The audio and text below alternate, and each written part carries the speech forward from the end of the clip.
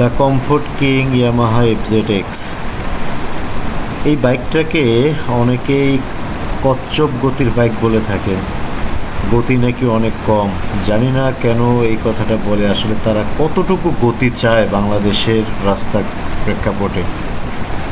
গাড়িটা আমি নিয়েছি প্রায় 2 মাস হলো, 1500 কিলো প্লাস 2000 কিলোর মতোই চলেছে। হঠাৎ করে প্রয়োজন পড়লো বাড়িতে যাওয়া, গ্রামে বাড়িতে যাওয়া, তার জন্যই রওনা দিলাম আর কি। তো হাইওয়েতে মূলত চালাতে গিয়ে দেখলাম 100, 4, 5, 6 নর্মালি ওঠে। তো আমি 100, 4, 5, 6-এর পরে আর রিস্ক নেইনি আর কি। মূলত রিস্ক নেব না, রিস্ক নেওয়া ঠিক হবে না।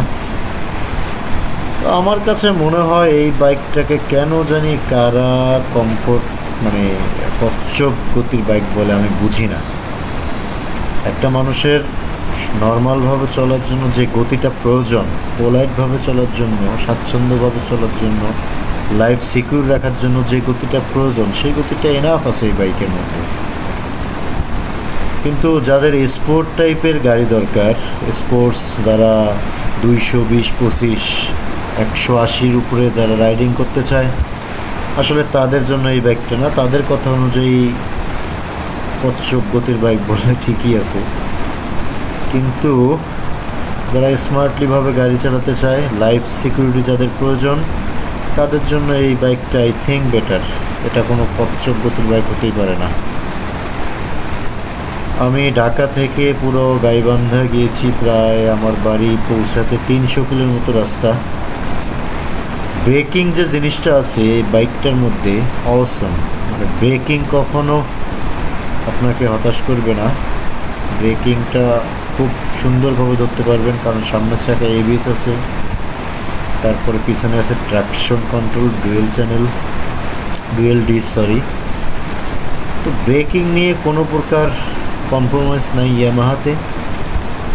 এই গাড়িটাকে কচ্ছপ গতির বাইক তারাই বলবে, আমি আবারও বলতেছি, যারা স্পোর্টস গাড়ি চালায়, লাইক R15, তারপরে রয়্যাল এনফিল্ড, সুজুকি জিক্সার, এই টাইপের বাইক যারা চালায় তারা বলতে পারে, কারণ তারা 200-220-এর উপরে গতিতে গাড়ি চালায়।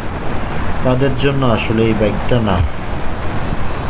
ঢাকা থেকে পুরো বাড়িতে যাওয়া পর্যন্ত আমি কখনোই 80-এর নিচে আসলে ওইভাবে আসতে হয়নি। উপরে 105-6 পর্যন্ত উঠাইছিলাম, এরপর আর সাহস করিনি। তবে চেষ্টা করলে আই থিঙ্ক 110-15 পর্যন্ত তোলা সম্ভব এই বাইকটায়। যদিও আমি এত লং ড্রাইভে কখনোই যাইনি, লাইফে ফার্স্ট টাইম।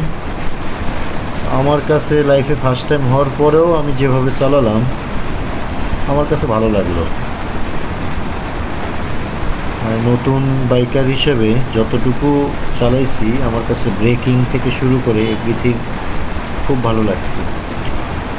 কচ্ছপ গতির বাইক বলার প্রশ্নই ওঠে না। আর বিশেষ করে দ্য কমফোর্ট কিং, এই বাইকটা ফ্যামিলি বাইক, লং ট্যুরের জন্য বেস্ট একটা বাইক। যারা এই বাইকটায় উঠেছেন, বসেছেন, বা যারা বাইক বিশেষজ্ঞ, বাইক চালাইছেন, তারা বলতে পারবেন।